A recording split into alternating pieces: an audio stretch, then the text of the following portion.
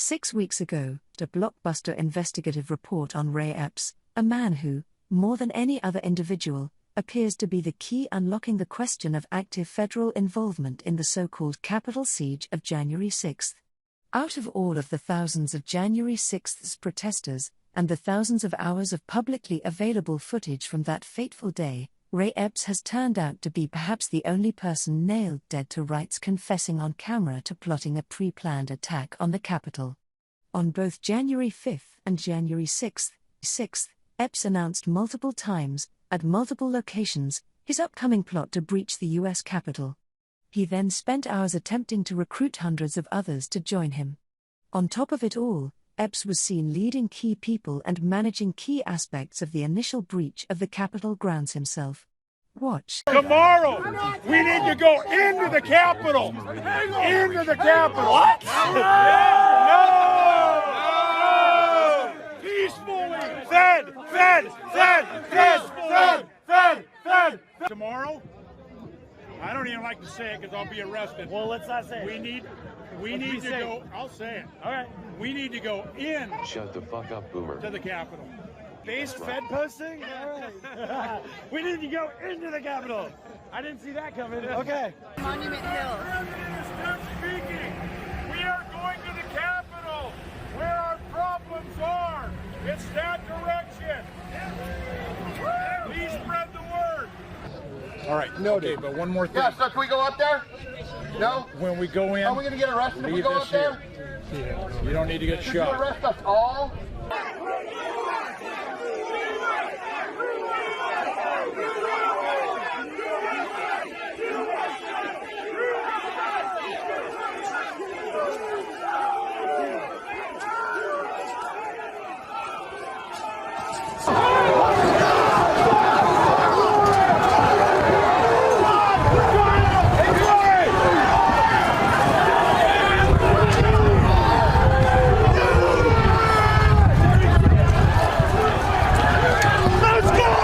It would be one thing if Epps's repeated calls on January 5 to go into the Capitol had simply amounted to bluster.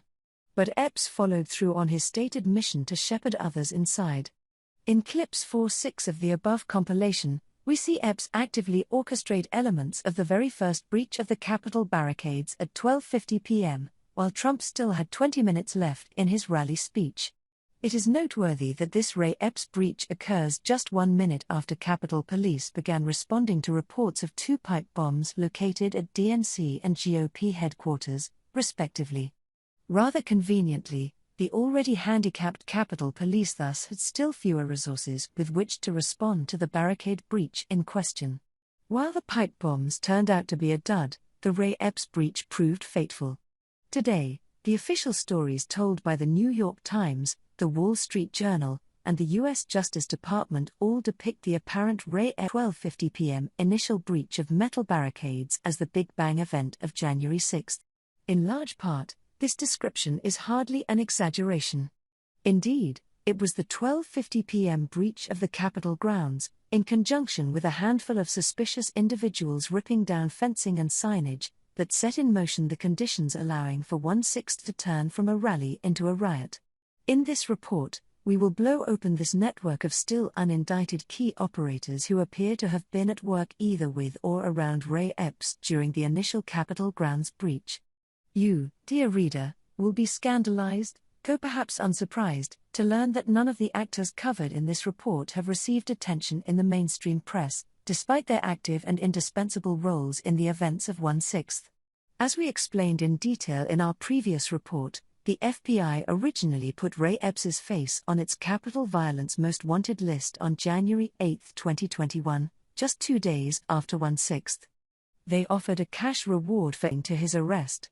In fact, rank-and-file FBI agents initially deemed Epps's role as an apparent riot organizer so important that they named him Suspect Number 16, one of the first 20 high-profile FBI targets in a database now packed with more than 500 suspects. Then, 6 months later on June 30, 2021, both Revolver News and the New York Times published inconvenient stories that encouraged a more aggressive interrogation of the Ray Epps third rail, leading reasonable people to wonder why this publicly identified man on the most wanted list still had no charges filed against him. The FBI responded to these important media stories the very next day. But their response was to quietly purge all online Ray Epps files from their website, then switch to a posture of what? Who? Ray Epps. Never heard of him. Agents of the FBI field office in Phoenix, where Epps lives, have explicitly denied knowledge that Ray Epps even exists. Instead of pursuing Epps, FBI agents have instead pursued journalists who had the temerity to ask Epps in person if he was a government operative. "I understand that, but I can't say anything," is all Epps would tell them. Here's a quick visual synopsis of this timeline. The sham Congressional January 6 Commission seems to be going along with the charade of Ray Epps' denialism. For all of its recent gesticulations about Mark Meadows' benign text messages, the Commission has yet to express even a basic interest in Ray Epps or his communications leading up to and on January 6. But the specter of Ray Epps, and the ominous questions his immunity raises, loom too large to be memory holed by poorly coordinated efforts of government denial. In light of the above, it is both amusing and symbolically appropriate that despite the FBI's attempt to purge Epps' face from its wanted database files of his existence from authorized agents, the FBI DC field office still features Ray Epps as a wanted man in its current pinned Twitter image. Look closely and you'll find it. If Epps turns out to have been some kind of government operative, which at present is the only clean and simple explanation for his immunity, it is game over for the official MAGA insurrection narrative of 1/6. Epps was the day's loudest riot recruiter, and its apparent leader of the very first breach of Capitol grounds. If Ray Epps is a Fed, the insurrection becomes the Fedsurrection in one fell swoop. These are the stakes at play in unraveling the Ray Epps enigma. But it is imperative to note that if Epps was just a cog in a much larger federal operation, he would not have been deployed alone. Historically speaking, when feds have orchestrated fake mobs of fake protesters, or contrived fake conspiratorial plots, the feds' own assets have commonly comprised between 16% of the plot's participants, at least in its key respects. Indeed, the FBI once flew in 1,600 rowdy spooks to infiltrate a single convention with just 10,000 protesters. In recent times, attacks blamed on right-wing militias have blown past the 16% mark on the Fed Saturation Index and have been clocking in at a whopping 25–50%. As Revolver has previously noted, students of FBI history should quickly absorb the lesson that infiltrating feds are like roaches. Whenever you spot one, it is guaranteed there are dozens of others nearby. Feds simply never, ever, operate alone. This is how you end up with at least 12 FBI informants in a tiny right-wing Michigan militia plot from October 2020, that's just informants, not even agents, 15 informants in the right-wing 2016 Malheur plot, dozens in the 2014 Bundy Ranch affair, including 6 FBI agents posing as fake documentarians shooting a fake documentary, and the list goes on. So if Ray Epps was instructed by the government to play his part in various recruiting, breaching and crowd control efforts that day, we would expect many other informants to be set up around him.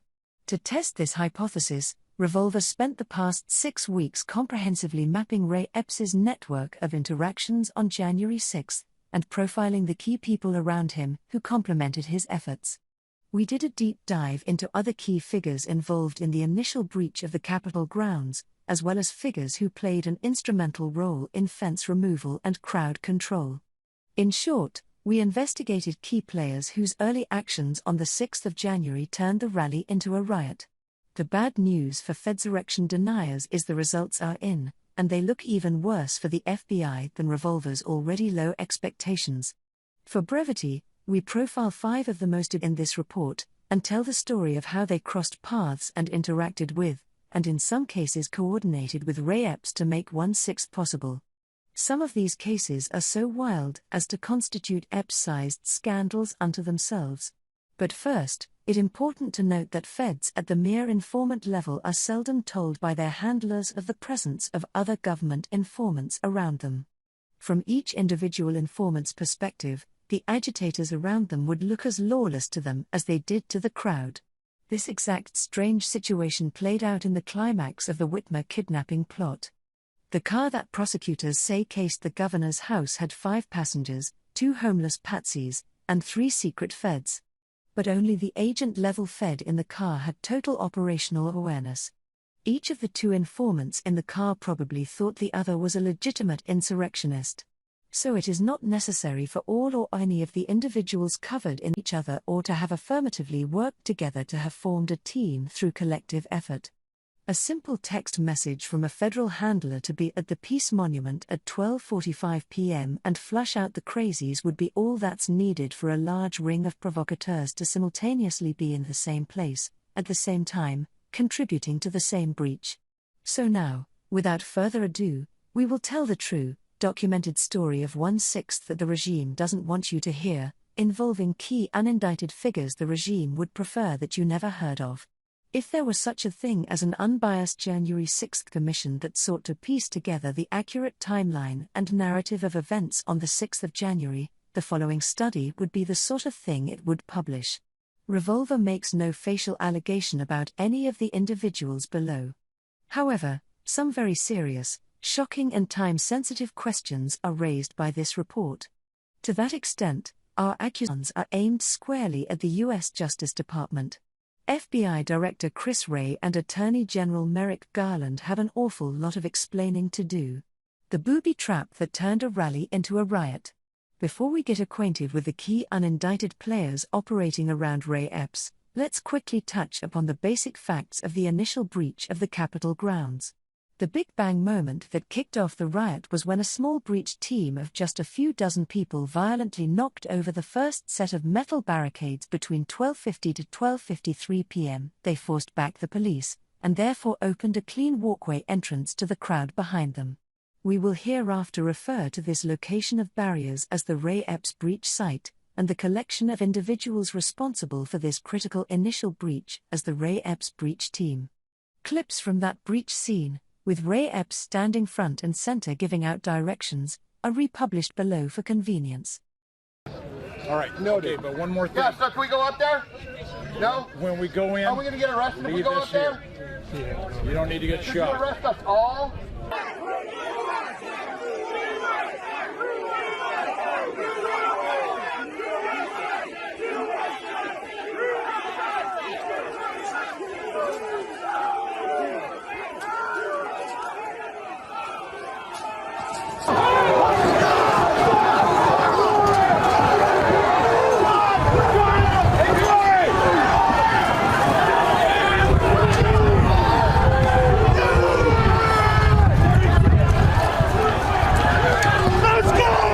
This same breach team then proceeded to haul the metal police barricades off to the side, tear down restricted area signage, and systematically remove protective fencing from the Capitol lawn. Ordinarily, with no barriers in place, this entire area is open to the public. To get a geographical sense of the Ray Epps crime scene, the below image shows where the Capitol's rear barricades and fencing were first attacked. This area is also known as the Peace Monument. The tactical importance of this breached location is that it was the very first walkway entrance into the Capitol grounds that every Trump supporter would arrive at first as they walked from the Trump rally to the Capitol. The Ray Epps breach team had the amazing foresight to pry open the one walkway entrance that no one could avoid. As you can see from the above, both the Pennsylvania Avenue and the Constitution Avenue exits from the Trump speech intersect at the exact Peace Monument barricade targeted in advance breach team. If any of the 8 other walkway entrances into the Capitol grounds had been toppled instead, tens of thousands of marchers would have been met by police and metal barricades, instead of an open gate. The Ray Epps breach team thus set up a booby trap by pushing back the police, then hauling away the restricted area signage, the chain fencing, and the metal barricades, all while tens of thousands were still at the Trump rally. Without police present or do not enter signs prominently visible, people leaving Trump's speech and arriving at the Capitol entrance would have no idea it was illegal to walk through the gate, or onto the lawn, or up to the Capitol steps. After all, this entire area is ordinarily open to the public. Instead, they heard friendly music and saw the main walkway to the Capitol grounds wide open. These unwitting Trump supporters had no idea they had just crossed an invisible tripwire that would later subject them to federal prosecution for trespass. Watch. Hey, I'm by the speaker, Vince. Where you at?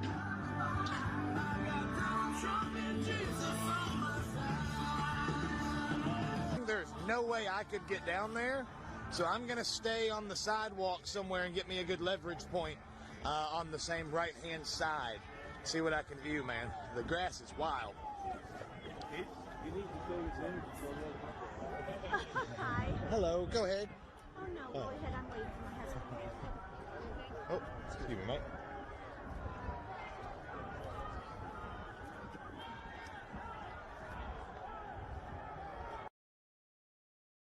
Moreover, the giant main component of Trump protesters would not arrive at this Capitol entrance until 50 minutes after the Ray Epps breach team opened up the walkway. Trump had 20 minutes left in his speech, and it took 30 minutes to walk to the Peace Monument. This giant component arrived at the entrance and saw hundreds of people already inside the Capitol grounds. They would no longer stage their protest back behind the fencing, because the breach team booby trappers had already hauled most of it away before they got there. The giant component therefore walked all the way up to the Capitol building itself.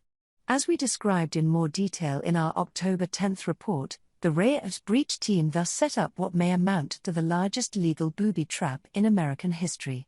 Indeed, when the DOJ indicted Oathkeeper Jeremy Brown in September for trespassing on restricted grounds, 18 U.S. Code Section 1752, the Justice Department explained that any January 6 protest within the red line below had committed a federal crime and could be kept in prison without bail until a criminal trial 12+ months away. But how did this happen? Who exactly pulled it off? And how does it all trace back to Ray Epps? Setting up the booby trap. In our October 10th Revolver report, we showed January 6 footage of one dark-complected man coolly and methodically cutting down and then rolling up restricted area fencing around the Capitol lawn. He had no Trump gear on, and made sure to wear dark sunglasses on a cloudy day. He was not angry. He was dispassionate, calm, and professional, like he was just there to do a job.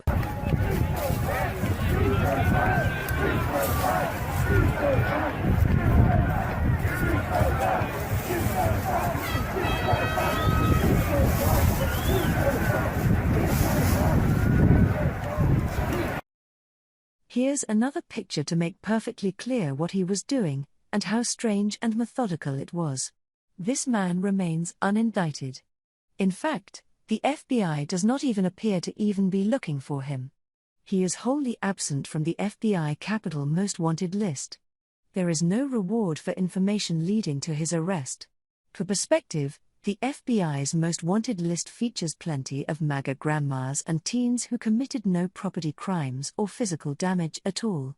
For instance, you can still win a cash reward for information leading to the arrest of FBI Most Wanted suspect number 342. Despite the FBI's lack of interest in this brazen booby trapper scene rolling up restricted area fencing, online researchers have stayed on the case. They have dubbed this individual #fence cutter Bulwark, with Bulwark being the brand name of his fire-retardant jacket, designed for professional use in this industry. You'll see more fire-retardant jackets among the unindicted below. Fence cutter Bulwark was waiting right next to the Ray Epps breach site at 12:31 p.m. That's a full 20 minutes before the breach kicked off. There, he was doing nothing except looking out past the fencing he would later take down. Moreover, 12:31 p.m. is 17 minutes before the large group of 220+ marching Proud Boys arrived at the Peace Monument from their lunch break. Here's why that matters. The official January 6 story, as parroted by the New York Times, the Wall Street Journal and HBO, is that the Proud Boys' arrival at the Peace Monument at 12:48 p.m. is what sparked a sudden breach. But the fact that fence cutter Bulwark and other key operators, until now ignored by mainstream media, were already waiting in place while the Proud Boys were still a mile away eating lunch suggests a more sinister possibility: foreknowledge at this exact location. If it were just fence cutter Bulwark hanging out near the breach site before the Proud Boys' arrival, we might chalk it up to coincidence. but the presence of multiple key breach figures waiting here seems too much to be coincidental. In the below video, continuously recorded between 12:40 to 12:50 p.m., you will see Ray Epps already in position at the exact walkway entrance the breach team will pry open, at least 6 minutes before they arrive. In fact, we know he was there 45 minutes before they arrived too. All the people who aren't in the rally right now that were across the street in front of the monument, in front of the Washington Monument, making their way over. I'm gonna keep an eye on the Proud Boys. Proud Boys are still just hanging out in the street over there.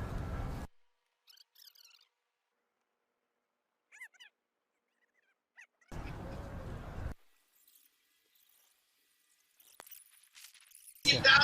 This is a pretty good photo here.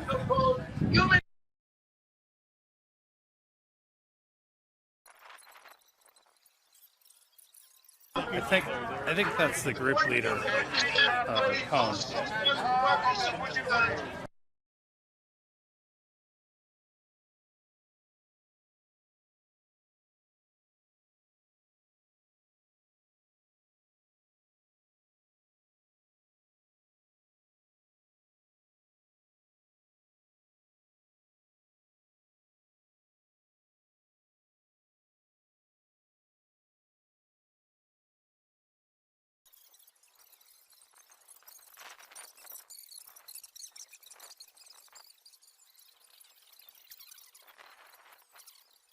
You can really see the crowd coming down the street from the mall.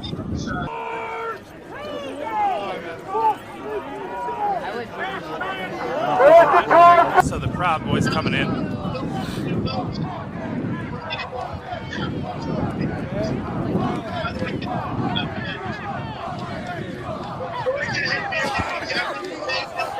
Seems to be the chant.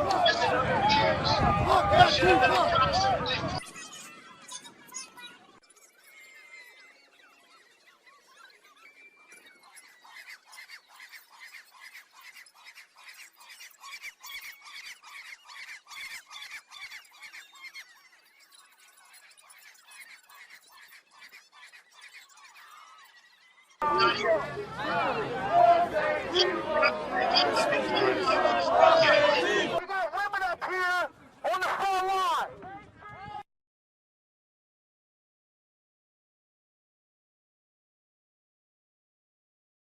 Where's all our men at? This is our capital. Right here, baby. Join or die. Join or die. Join or die.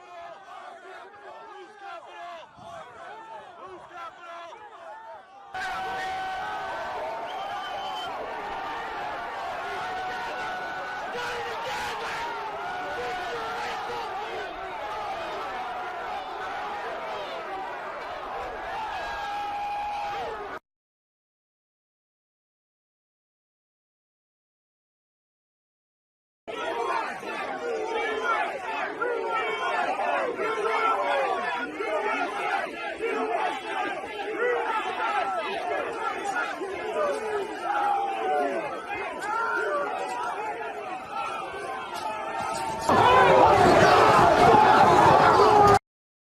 But it's not just Ray Epps and fence cutter Bulwark who appear to have been waiting for the Proud Boys. Perched right across from fence cutter Bulwark at 12:31 p.m. is the man widely regarded by online researchers as the most infamous of all unindicted January 6 riot leaders, a man unmentioned in the mainstream press but elevated to legendary status online as #NoScaffold. Commander. Don't let looks deceive you, this extremely peculiar middle-aged man with glasses, a nerdy mask and a blue ball cap has been assigned more notoriety by deep researchers than arguably any other person of the thousands they have indexed. NoScaffold Commander's frenetic whirlwind of activities, and apparent role as the ringleader of the breach, have made him the subject of Russiagate-level rumor and speculation that he was privy to a January 6 master plan. NoScaffold Commander, we'll call him just Scaffold Commander for short, gets his name from being the ostensible commander of a tower that overlooked the Capitol's back terrace on January 6. You've probably seen this tower in pictures, It's the tall temporary structure built in November 2020 so that media crews could properly film the January 2021 inauguration ceremony. Here's what it looks like without people around. And here's what it looked like on January 6, with Scaffold Commander and his crew controlling it.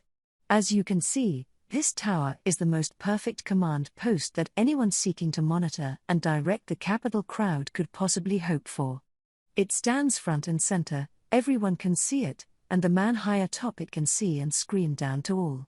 One can only imagine the damage a highly aggressive and monomaniacally focused breach leader could do from this perch if he had zero scruples, a plan to attack the Capitol, and an extremely loud megaphone.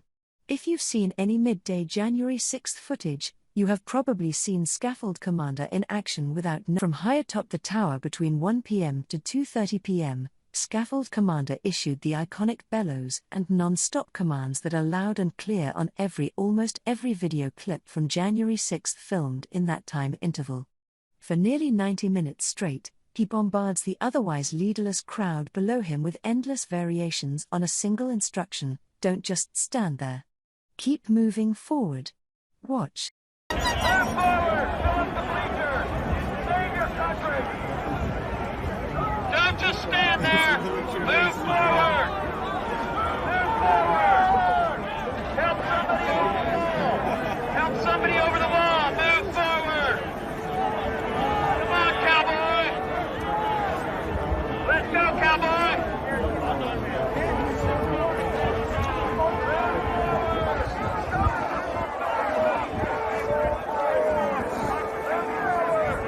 But once the crowd had continuously moved forward for over an hour, and the very first handful of rioters entered the building, Scaffold Commander suddenly threw the switch. Okay, we're in.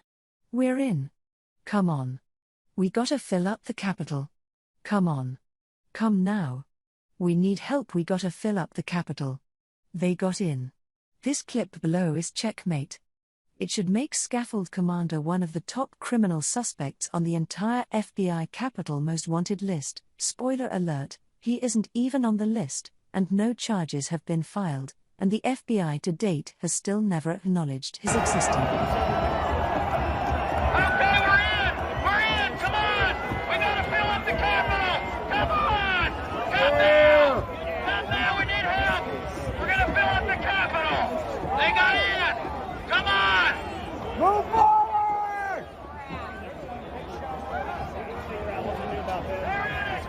We're here for time! Get you some service. Move forward! Climb up over the wall! Get into those bleachers! For perspective, it's important to step into the shoes of January 6 rallygoers to see just how dominant and pervasive Scaffold Commander's influence was over the crowd's psychology the entire time. Rallygoers could hear his confident and constant commands with total clarity all the way back at the entrance to the Capitol lawn. For new entrants arriving at the Capitol grounds, Scaffold Commander's voice would be the first and loudest voice they heard. Scaffold Commander even mixed in damsel in distress type appeals so new arrivals would perceive that moving forward would be doing their part to rescue innocent Trump supporters who need your help.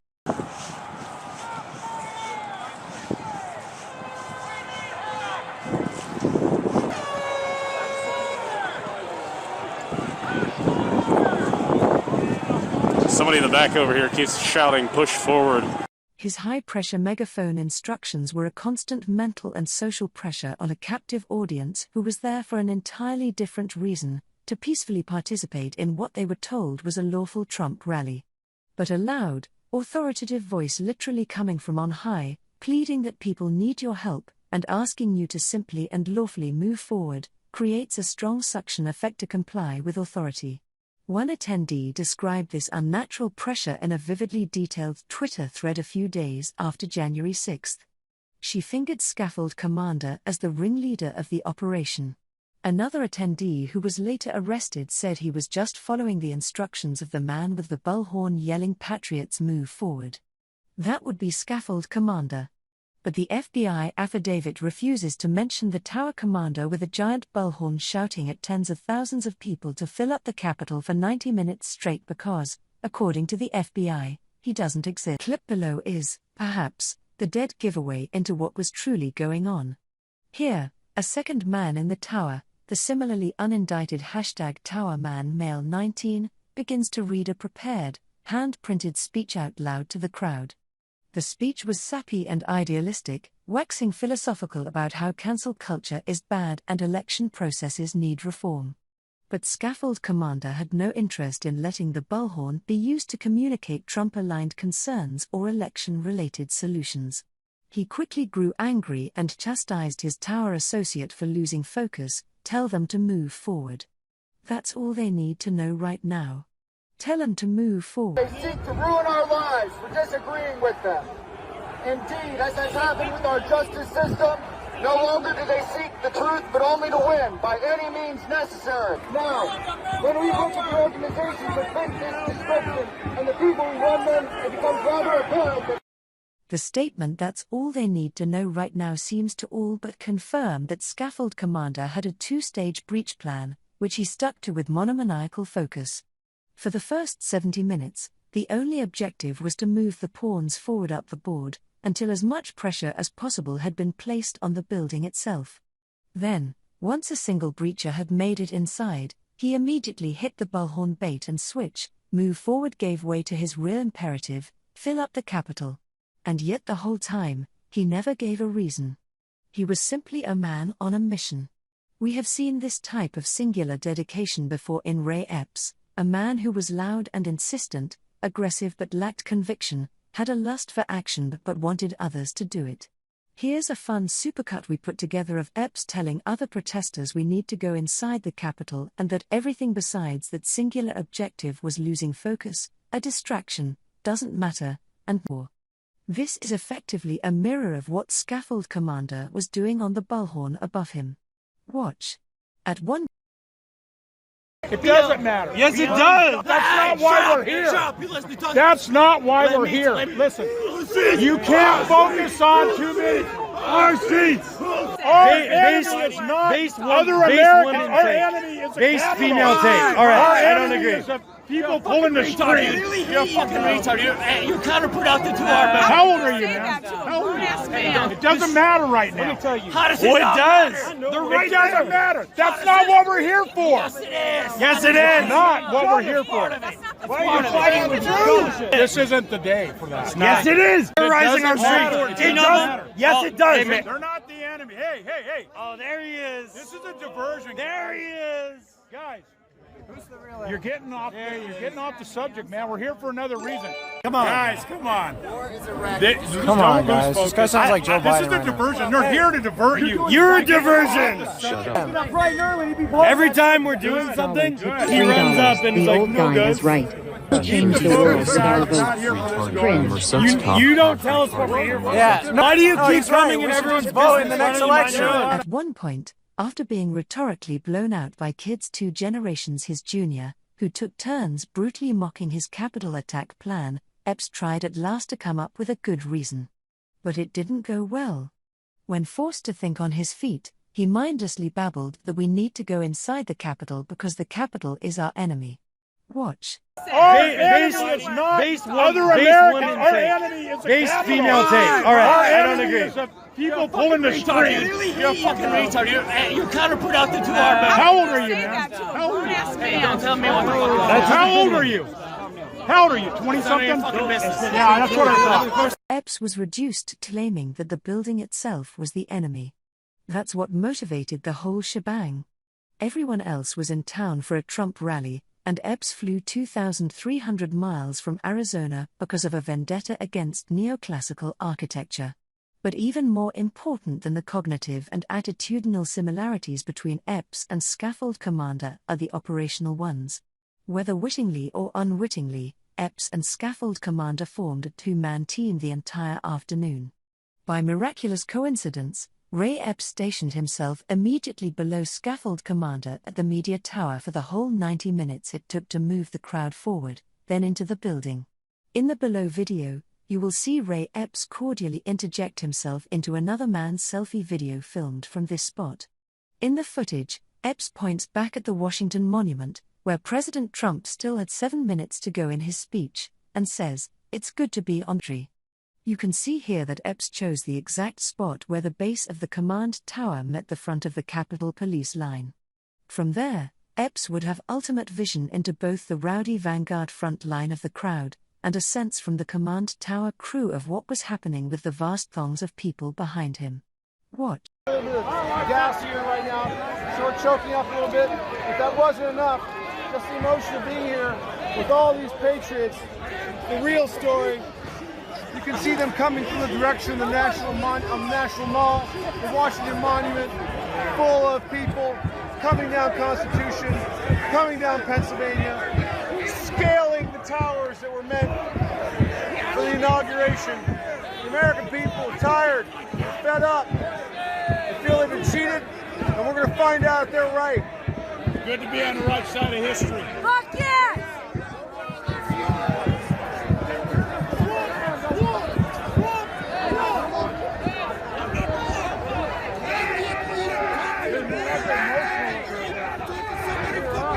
I'm not kidding. At the 0:35 mark, Epps is practically underneath the command tower, just arm's length away. You can see from Ray Epps's point of view just how close he is to the front of the Capitol building itself, where he has staked out a key position. At this point the clock read 1:03 p.m., so there were still 7 minutes left in Trump's rally speech. Yet already, an enormous and growing crowd filled the horizon. That crowd was headed toward the very spot where Ray Epps is standing. Epps pointed back proudly to where Trump was speaking and beamed with a broad smile. Additional footage discovered by Revolver reveals just how extensive Epps' directorial efforts were from this key spot where the media tower met the police line. In the clip compilation below, you will see Epps variously coordinating with a man in an orange ski mask, looking and pointing up at the media tower, retaking his spot by the tower, getting maced by police, then bellowing "ah" as he temporarily retreats from the officer's gas attack.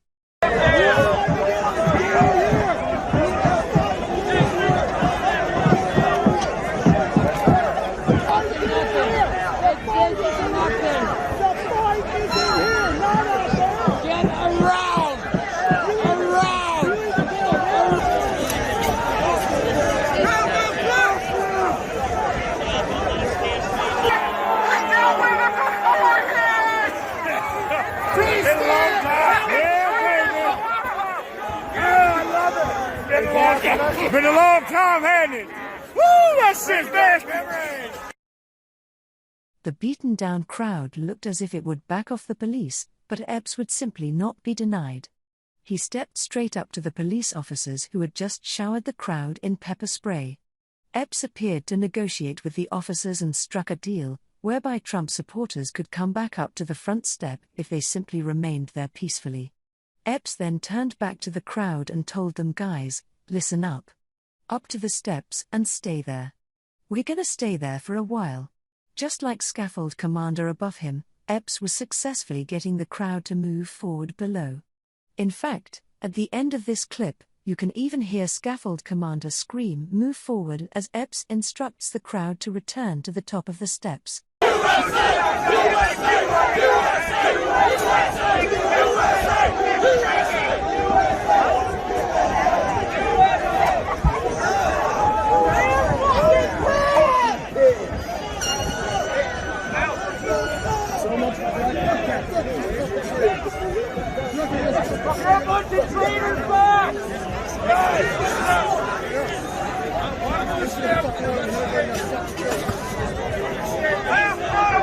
The sequence is so remarkable it's worth highlighting its beginning, middle and end again.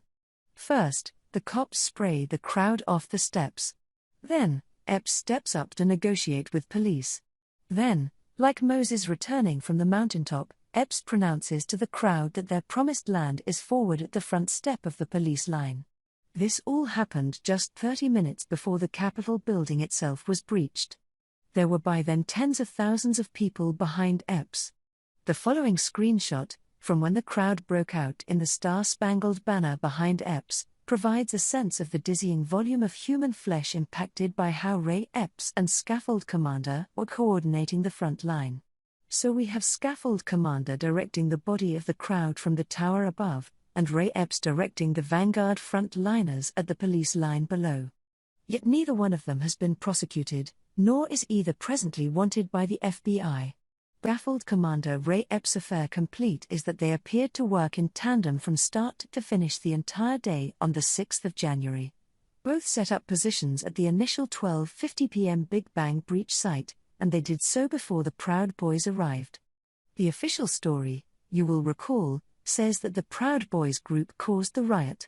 Again, we must point out how bizarre it is that so many individuals, so far Epps, Scaffold Commander, and Fence Cutter Bulwark, who turn out to be key players in the Capitol breach show up in the same area so early on in the day.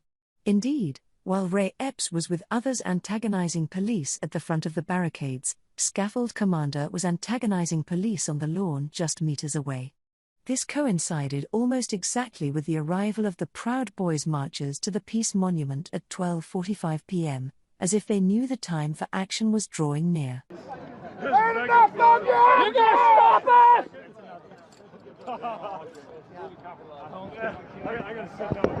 We're coming! I see you pacing around. Are you thinking about it? We're coming! We see you pacing. Are you thinking about it? Yes.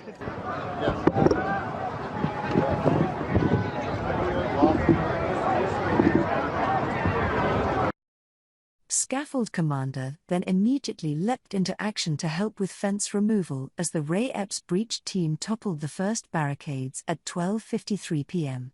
There are clear face shots of Scaffold Commander, and he is in view for hours. It is unsettling enough that law enforcement seems to be protecting key operators like Scaffold Commander and Fence Cutter Bulwark. But the story gets stranger still. Scaffold Commander and Fence Cutter Bulwark were actually not the first to start removing barricades and fencing. In fact, they did not activate until Ray Epps's breach team set off the initial attack at the Epps breach site at 12:50 p.m. About 30 feet south of Ray Epps, right around the time the breach occurred at 12:50 p.m., a smaller squad of men were beginning the process of fence and barricade removal, out of sight of the walkway police. Below is a video of one of the very first booby trappers, dubbed #Black Ski Mask. Phone metadata confirms a timestamp of 12:53 p.m., meaning Black Ski Mask's efforts to open up the lawn overlapped with the precise minute that Epps took on the police. You'll note a familiar pattern: the crowd is begging Black Ski Mask to stop breaking the law, just like they rejected Ray Epps the night before. Watch.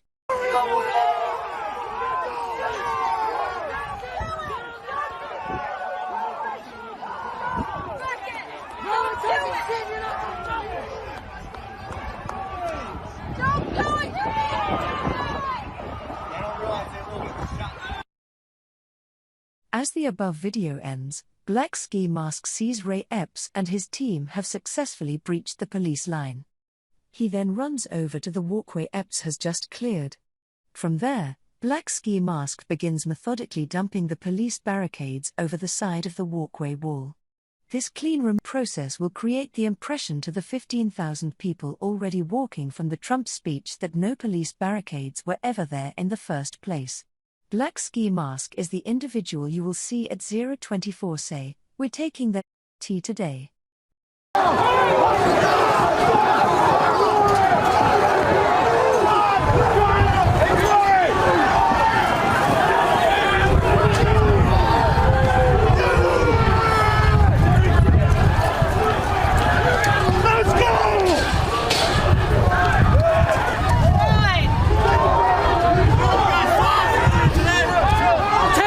Today!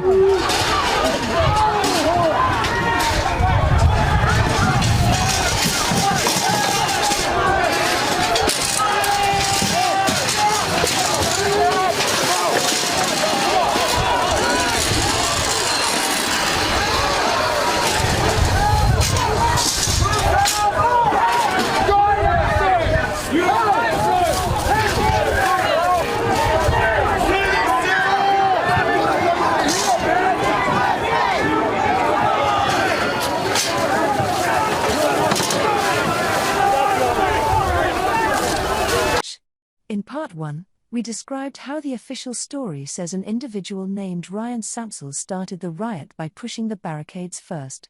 But in the above video, You can see that black ski mask quickly ends up ahead of Ryan Samsel in rushing up to the second police barricades, and both are behind Ray Epps.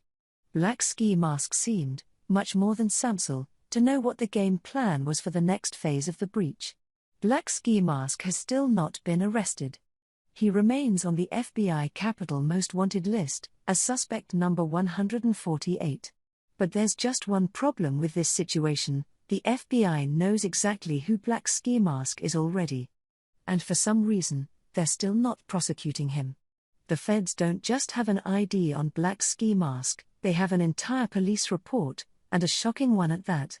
Just one day before January 6th, Black Ski Mask was yanked out of a bus by dozens of police officers. His vehicle was packed with guns and bombs. His bus was stopped just in front of the U.S. Justice Department. Yes, read that again. You're probably wondering why you've never heard of this January 5th guns and explosives bus anywhere in regime media. We'll get to that below, but first watch Black Ski Mask and his two bus buddies being interviewed after their colorful vehicle from North Carolina was swarmed by downtown DC police. Black Ski Mask, who begins speaking at 0:48 below, appears reticent to give specifics on what happened, but says police pulled them all out of the vehicle, questioned them, and asked for their DNA swab samples to match their identities to prints found on firearms and potential explosives. Yeah, they're the ones. What happened? So first we got stopped in Maryland, and then then we start rolling in here looking for a place to park so we could go rally for Trump. And then we get pulled over again by these guys, and then they get us all out again, and they end up arresting the driver and the owner of the bus. For what? And, I think possession or something for unregistered firearms. That and that 22, and then the dude's needle that he had in his pocket, I guess. A little container of something. Oh, radio's on now. And then they try to get us to take DNA swabs. Yeah. DNA swabs. Yeah. See if our DNA matched the weapons that were found on the vehicle. How many weapons? I don't know. How many weapons did they find? I think one or two. They were pretty quick at getting. They were also hinting that there was a bomb on the bus. Yeah. That's so weird that they asked y'all for a DNA sample, and that was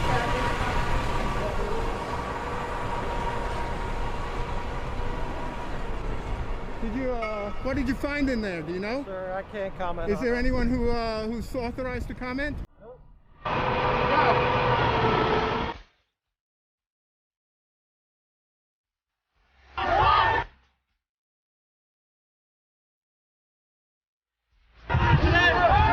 Taking that shit today! If our DNA matched the weapons that were found on the vehicle.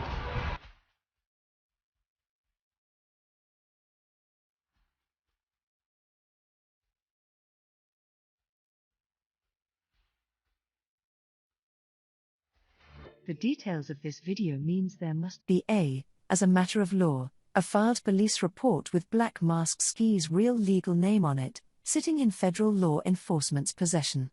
And yet for some strange reason, 11 months after January 6th, the FBI is not prosecuting this man for any of the myriad felonies and conspiracy charges any U.S. attorney could present as a layup indictment. Instead, Black Ski Mask remains protected in the strange purgatory of the FBI Capitol Most Wanted list, just like Ray Epps was before the public found out his identity, after which the FBI purged and deleted his files, then denied all knowledge of his existence. The existence of a police report means you don't even need all the crystal clear 4K HD face shots of Black Ski Mask floating around, showing his face, his build, and his associates from every angle. Now ask yourself, had you ever heard about this gun-filled, possibly for Trump bus the feds stopped in front of the Justice Department before Revolver just told you about it? You probably didn't, because the event went completely unreported by DC media the day before January 6th, and in the aftermath that followed. The only contemporaneous report Revolver found was a single blue-check Twitter account, whose tweets on the bizarre event are reproduced in screenshots and videos below. First, the bus drives slowly past DC Police Headquarters at 2:10 p.m., then is quickly stopped and swarming with agents in at least 8 separate police cars and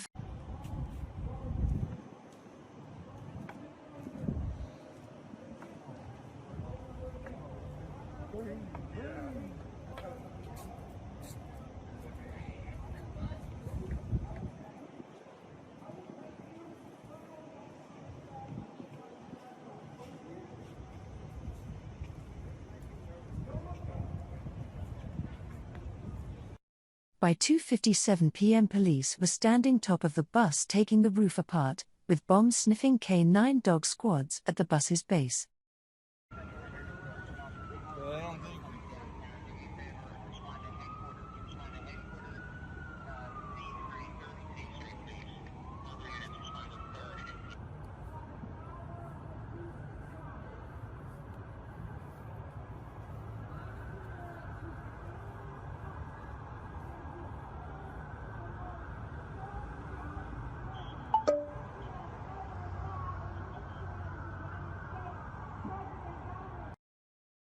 So this happened in broad daylight, with traffic stopped for likely over an hour, right in the heart of downtown DC, the day before January 6th. A man from this bus is one of the very first insurrectionists on the scene in the Capitol, and is removing barricades before the official story says the illegal activities started.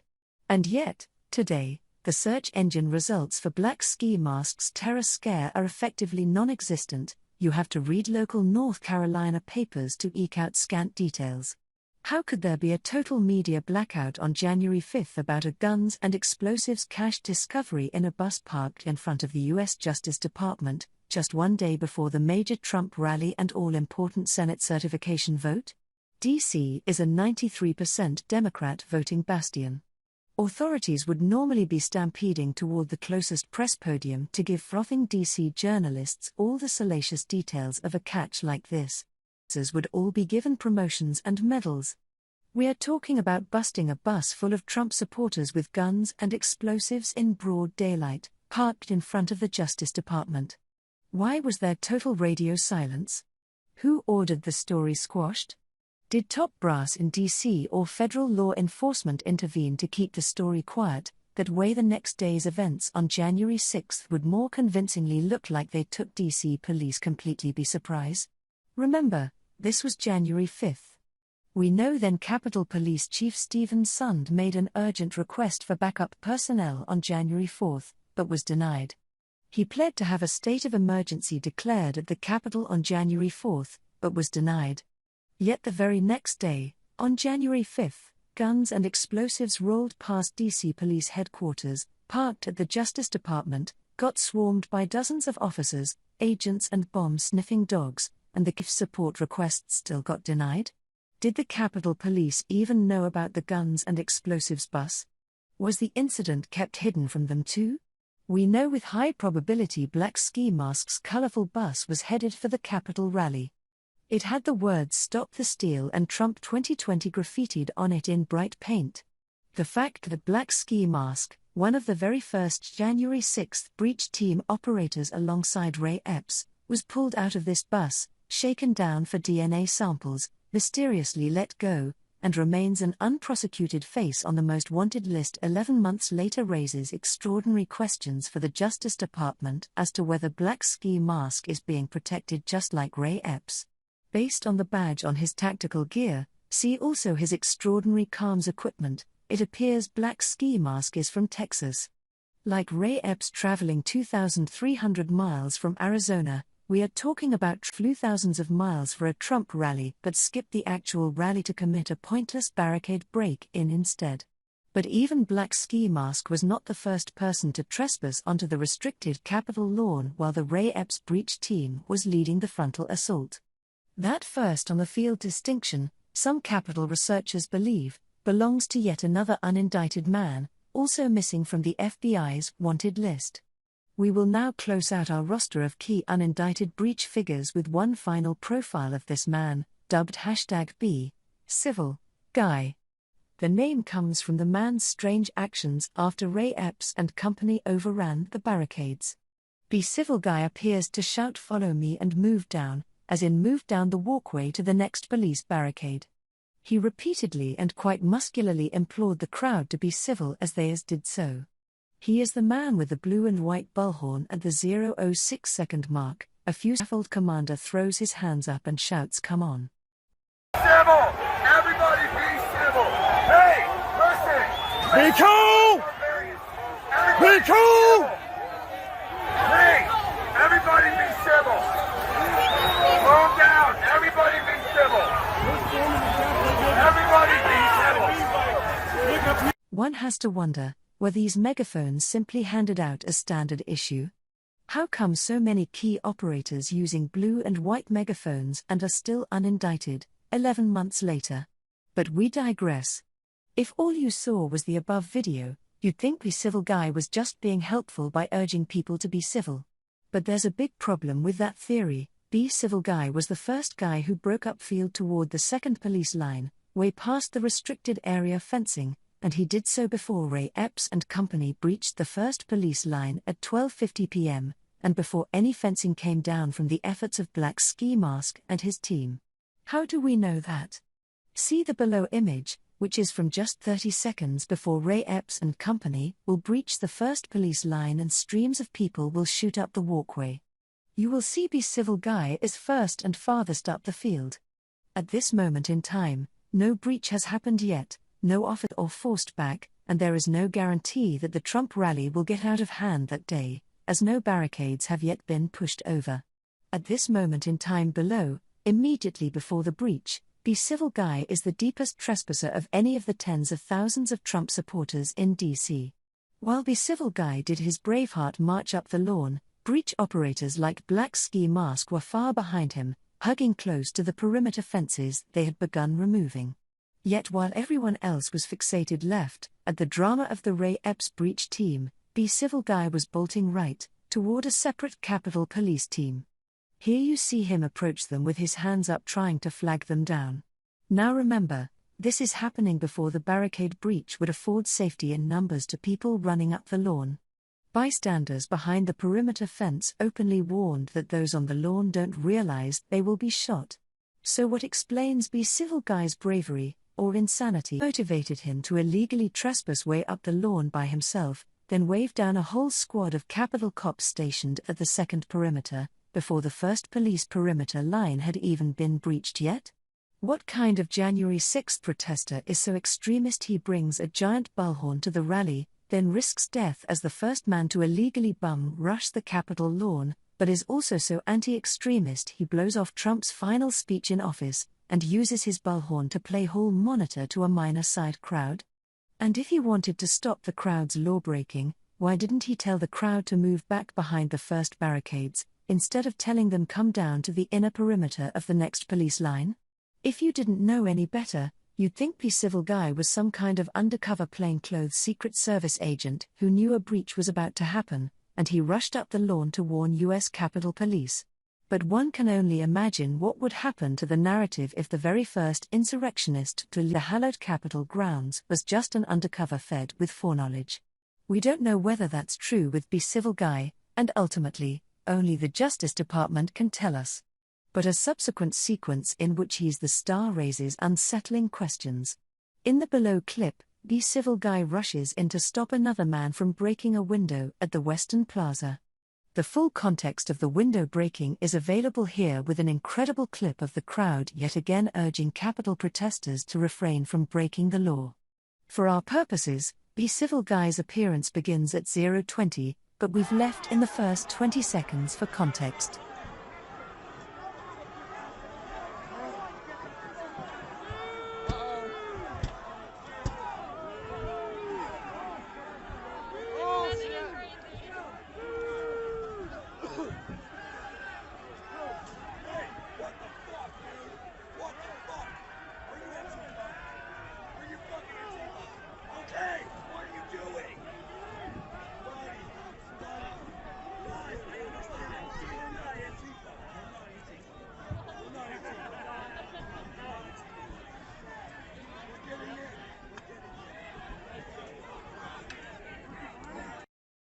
Three important things deserve mention. First, note how professional the civil guy is with his physicality. He has no fear at all, seizing a beefy ski-masked man wielding a crowbar by the scruff of his neck, neutralizing him, and dressing him down. At 0:23 above, you'll see B Civil Guy actually pat down the man's chest before seizing his collar, as if his instinctive second nature was to do a law enforcement pat down on the perp to see if he has more weapons or a firearm. B Civil Guy, like Ray Epps, is an absolute alpha at crowd control. In a word, he seems professional. Second, and much more importantly, B Civil Guy was not trying to stop people going in the Capitol. This sequence happened at 2:56 p.m. The Capitol had been already breached more than 40 minutes earlier. First at 2:12 p.m. the front main entrance to the Capitol was already wide open, with hundreds simply walking in the front door and staying by 2:25 p.m. And we know B Civil Guy knows this, because at 0:39, B Civil Guy points to the other side of the Capitol and reassures the window breakers associate that we're getting in. We're getting in. B Civil Guy either wanted, or was fine with, Trump supporters going inside the Capitol. He just wanted people to do so peacefully. This is effectively a carbon copy of the strange modus operandi of Ray Epps, as we described in our October report. If you want to see what this walking philosophical paradox looks like in action, here's a clip of Epps patrolling the very front police lines of the Capitol's Western Plaza at approximately 3:15 p.m. at the height of the day's mania, nearly 2.5 hours after Epps and his breach team appeared to coordinate the toppling of the Capitol's east side police barricades. This was also nearly a full hour after the U.S. Capitol building itself had already been breached. With action of breaching the Capitol accomplished and hundreds of Trump supporters already inside, Epps's mission magically switched to calming the crowd down, assuring them we already made our point, and ensuring that no more of his apparently fellow officers got hurt that afternoon. Watch. I would have came locked and loaded if I knew this was happening. Take a step back. Take a step back. We're holding ground. We're not trying to get people hurt. They don't want to get hurt. You don't want to get hurt. Just back up. No, they don't. No, they fresh out of preschool, ain't you, boy? Hey, it doesn't matter. We made our point. You don't want to take away what we did. Hey, where with you guys? Where with you guys? We fight for you in the street. Ray Epps told his local Arizona newspaper just 5 days after January 6 that going into the Capitol peacefully meant we would go in the doors like everyone else and not break windows doing so. B Civil Guy seems to be following the exact same playbook, or perhaps instructions, as Ray Epps. As AZ Central reported, when read a transcript of the comments, Epps said, "The only thing that meant is we would go in the doors like everyone else." It was totally wrong the way they went in. To compound the mystery, even the man B Civil Guy stops from breaking the Capitol glass at 2:56 p.m. is unindicted.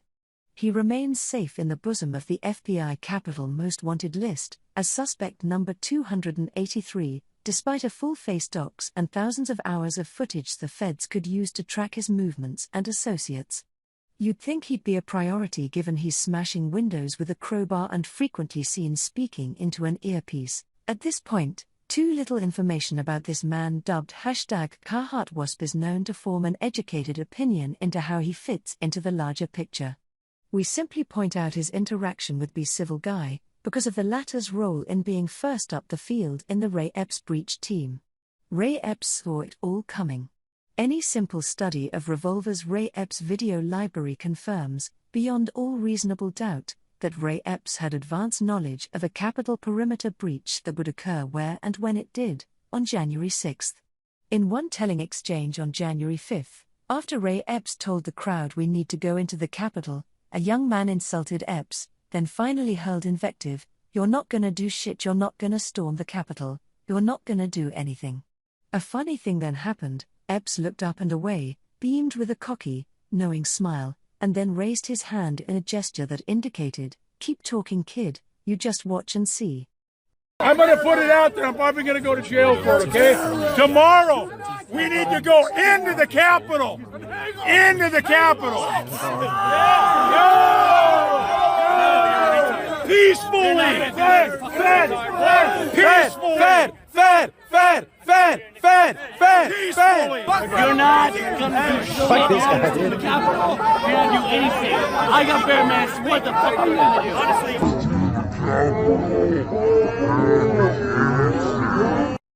Epps was absolutely oozing with confidence. He appeared to know something the rest of the crowd did not. Ray Epps was then upright and early recruiting people to fall into his booby trap. In our Part 1 report, we described how prior to Epps leading the Big Bang breach team at 12:53 p.m., he parked himself at the entrance to the Washington Monument at 10:24 a.m. This was the site where hundreds of thousands of Trump supporters were making their way early in the morning to get coveted lawn positions to hear their president speak.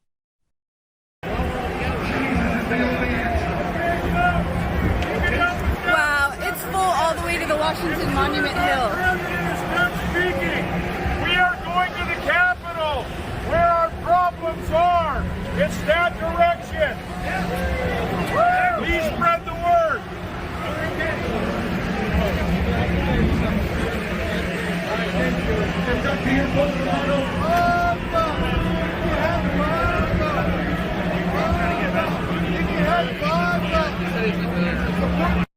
But 10:24 a.m. was an odd time for Ray Epps to be staked out at the entrance to Trump's speaking venue.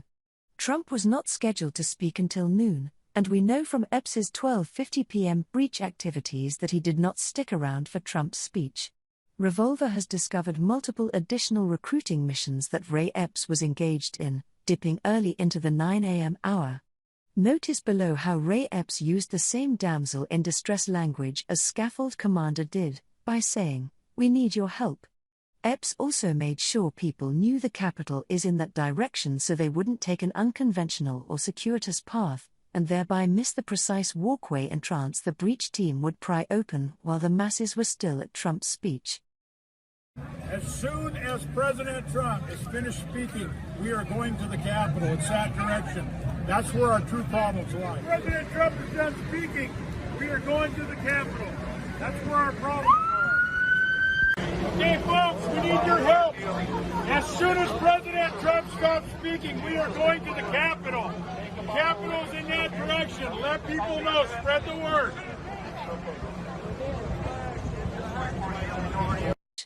This means Epps came to the Trump speech early in the morning with the sole intention of recruiting a mob to follow on the heels of the Capitol breach team he would personally oversee while Trump was speaking, the very breach team we have covered in this report, whose operators would remove the fencing, signage and barricades before the masses would arrive at the Capitol.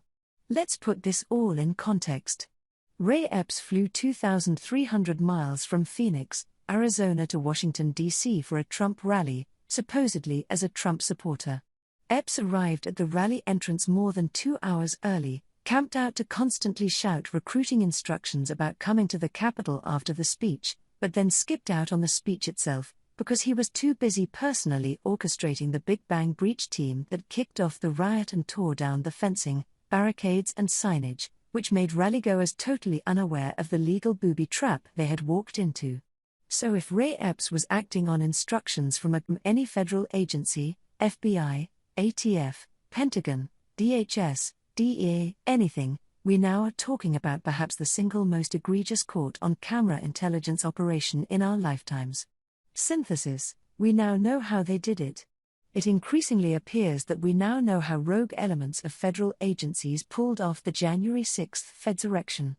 If the Ray Epps breach team hypothesis is correct, a group of government-sponsored provocateurs were all instructed separately by handlers to arrive at the Peace Monument before 12:45 p.m., where they front-ran the arrival of the Proud Boys, who would serve as the scapegoat for the breach. Then, post-breach, key operators such as Epps and Scaffold Commander directed the crowd to move forward, while others removed barricades, fencing and signage. There is simply no way the FBI did not know the Proud Boys' march would end up at the Peace Monument just after 12:45 p.m. that Proud Boy leader Joe Biggs. Biggs is an FBI informant who says he spoke often with his bureau contacts. Biggs's Proud Boy boss Enrique Tarrio was also an FBI informant. And the FBI was reading their cell phone group chat messages ahead of time. Epps, for his part, may not have understood any of the bigger picture. If the former Oath Keeper State Chapter President is indeed a long-time government informant, as it fully appears, he may be very much used to getting text messages from an agency contact telling him, hey, go to this right-wing event and test the crowd for troublemakers. We're looking to flush out the crazies. Certainly, Epps made it sound like he was no novice to crowd control at large-scale protest events. His Facebook profile picture was a previous mass march on Washington, and he was fond of telling those around him he's been doing this a long time. What have you done? A lot more than you have. What does that mean? A lot more than you have. Yeah, I've been doing this a long Out of your ass. time. You're just fucking talking. That's We've been doing this long He was enough. there to Yeah. shut up, you I was shut in this up, for a you long shut time. up, You you.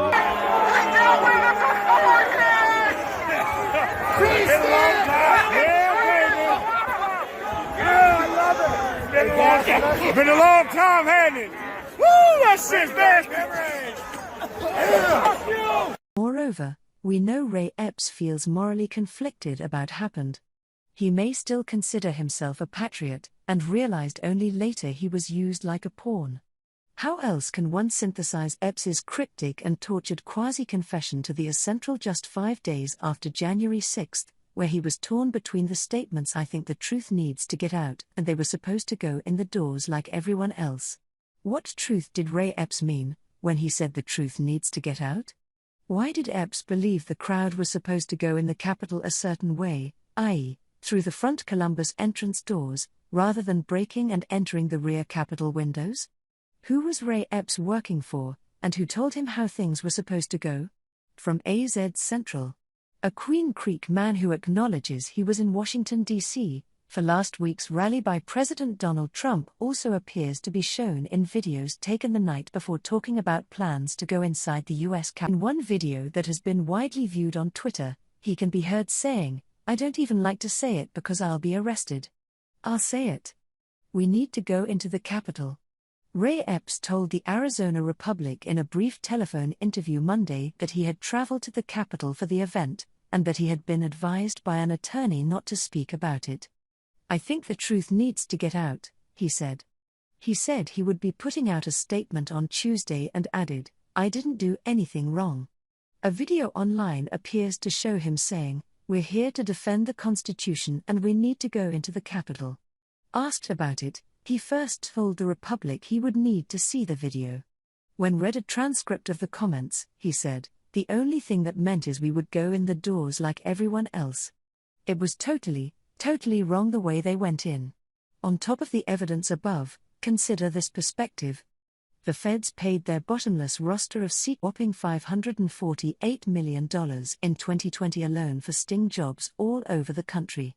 20% of their informant roster is made up of long-time informants, who effectively make a career out of it. It's even quite banal for long-time informants to be explicitly authorized in advance to go out and commit crimes, with federal handlers granting permission for informants to carry out 22,800 crimes in the 2011-2014 reporting period alone. So if Ray Epps and others were granted permission by the handlers ahead of time to participate in crimes, it would not be a big deal inside the Bureau, it would be standard operating procedure.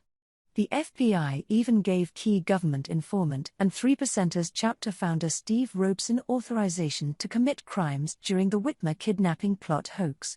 We don't have public data on the volume of pre-authorized crimes beyond 2014, but we do know that FBI director began doubling his right-wing extremism investigations in April 2020, 7 months before 1/6. The FBI and DHS issued threat assessments naming right-wing domestic extremist groups as the nation's #1 top priority law enforcement and terrorism threats in the summer of 2020, and that the FBI is bound by DOJ guidelines to proportion its informant roster to its threat assessments. So if January 6 turns out to be the biggest Fed fest in U.S. history, we can see clearly now in retrospect how the table was set. Conclusion: the time is now for full-court legal and legislative action. You know the fix is in because we do not have Ray Epps's phone records from January 6. A full and complete record of every text message, every phone call, and every wire conversation Ray Epps made on January 5-6 would tell us exactly who else was privy to the Capitol breach plan. It would also very likely tell us which federal aid orders, and which agents in particular were handling the many disparate members of the breach team. The sham January 6 House Select Committee has now subpoenaed over 100 civilian cell phone records. But you know the fix is in because they have stayed away from subpoenaing the cell phone records of Ray Epps. And Ray Epps is just chilling at home these days, under the apparent protection of the Phoenix FBI.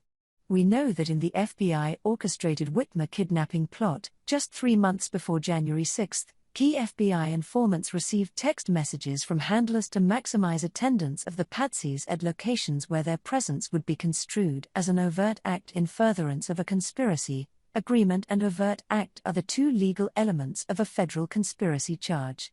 Congressional republications must now demand the phone records and full and complete account of Ray Epps's relationship with the federal government. Subpoenas should be flying at Sean Call, the charge of the Phoenix FBI field office, faster than Merrick Garland can run from an honest question.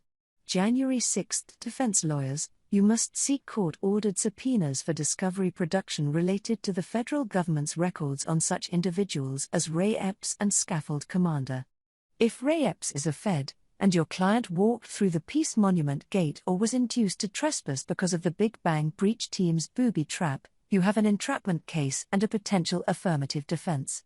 The Justice Department is legally required under Brady to provide you with all potentially exculpatory evidence related to that defense, and you should be prepared to play tapes of Ray Epps to the jury showing how the riot started in the first place. If Scaffold Commander is a Fed, and your client was induced to move forward and be thrust into a breaching throng, you have an entrapment case. Fill up the Capitol is a direct order. That goes far beyond the strong suggestive language that are required to stay within in order to avoid entrapment. Finally, Ray Epps, if you're reading this, we know that you are conflicted, and that you want the truth to come out. You can still be a hero. Simply come forward, and tell the world your story. What really happened on January 6?